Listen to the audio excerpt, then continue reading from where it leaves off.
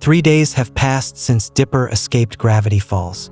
Using every resource he could find, stolen boats, hitchhiked rides, and his own determination, he's finally tracked down the Stan of War II somewhere in the frigid waters off the Alaskan coast. The research vessel appears through the morning fog like a beacon of hope. Dipper's voice is hoarse from exhaustion as he calls out across the water. "Grunkle Stan, Great Uncle Ford, it's me, Dipper." The twins emerge from the ship's cabin, initially delighted to see their great-nephew. But their joy quickly turns to alarm when they see his desperate condition. "Kid, what are you doing out here?" Stan demands, pulling Dipper aboard. "You're supposed to be safe at home with Mabel." Ford immediately notices the terror in Dipper's eyes and the way his hands shake as he clutches journal number 4, which still glows faintly with that ominous golden light. Between gasping breaths, Dipper explains everything. Bill Cipher's return through deception rather than chaos. The golden energy that seemed benevolent but was actually a trap. How the entire town, including Mabel, has fallen under Bill's influence, their minds slowly being absorbed into a collective consciousness controlled by the dream demon. Ford's face grows pale as he examines journal number 4.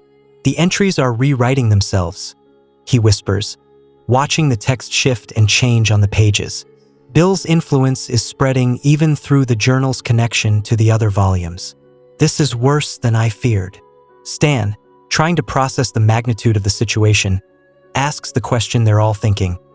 "So what you're telling us is that Bill has basically turned our entire town into his personal army, and we're the only ones who can stop him?" "Not just our town," Dipper replies grimly. "If Bill succeeds in Gravity Falls, he'll have a template for how to take over anywhere. He's learned from Weirdmageddon. Instead of announcing his presence and giving people a chance to fight back, he's making them want to serve him." The journey back to Gravity Falls takes 2 days of non-stop travel. Ford works frantically to shield their minds from Bill's influence using a combination of metal plates and mystical symbols, while Stan pushes their boat's engine to its absolute limit. As they approach the Oregon coast, they can see the golden aurora dancing across the sky above their hometown, beautiful and terrifying. Gravity Falls looks peaceful from a distance, but as they get closer, the wrongness becomes apparent. The townspeople move in perfect synchronization, their daily routines carried out with mechanical precision. Children play games in exact formation. Adults work with eerie efficiency. Everyone's eyes hold that same golden gleam. "It's like they're all sleepwalking," Stan mutters, watching through binoculars as the townspeople go about their business. "But they look happy. That's what makes it so insidious," Ford explains. "Bill isn't torturing them. He's giving them what they think they want: purpose, belonging, freedom from doubt and conflict. They don't even realize they've lost their free will."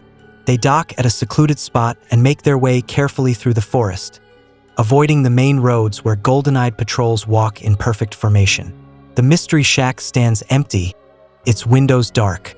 Mabel's knitting supplies are scattered across the floor, abandoned mid-project when she joined the collective. "We need to get to my bunker," Ford whispers as they observe the town from the treeline. "It's the only place that might still be shielded from Bill's influence. If we're going to have any chance of saving everyone, we need to understand exactly how his new method works." The underground bunker feels like stepping into another world. The moment they close the heavy metal door behind them, the oppressive feeling of being watched lifts. Ford's old equipment hums to life, and for the first time in days, they can think clearly without the constant pressure of Bill's presence. Ford immediately begins analyzing samples of the golden energy that Dipper collected, while Stan examines the security monitors showing the town above. "Look at this," Stan says, pointing to a screen. "They're all gathering in the town square, every single person. On the monitors, they watch as the entire population of Gravity Falls assembles in perfect geometric patterns. Men, women, children, even pets, all standing in formation, their faces turned upward toward the golden light that pulses stronger with each passing hour. He's preparing for something, Ford realizes, his instruments detecting massive energy fluctuations. The collective consciousness isn't the end goal, it's the means. Bill is using their combined mental energy to power something much larger. Dipper studies the readings, his experience with the journals helping him understand Ford's equipment. What if we could reverse the process? Instead of Bill drawing energy from their minds, what if we could use that same connection to restore their memories? Ford's eyes light up with possibility. The memory gun. If we could modify it to work in reverse, broadcasting memories instead of erasing them, he trails off, already calculating the technical requirements. But whose memories would we broadcast? Stan asks. And how do we make sure Bill doesn't just block them out? The answer comes to Dipper in a flash of inspiration. Not just any memories, the memories of Bill's defeat. Everyone in town was there during Weirdmageddon. They all remember what he really is, what he's capable of. If we can remind them of that moment when Stan erased his own mind to trap Bill, the trauma of that experience might be strong enough to break through Bill's influence. Ford finishes, understanding immediately. But we'd need to get close enough to the town square to broadcast the signal, and we'd need a massive power source. Stan grins, the same reckless smile that got them into so much trouble as children. Good thing we've got a nuclear-powered submarine and two of the smartest guys I know.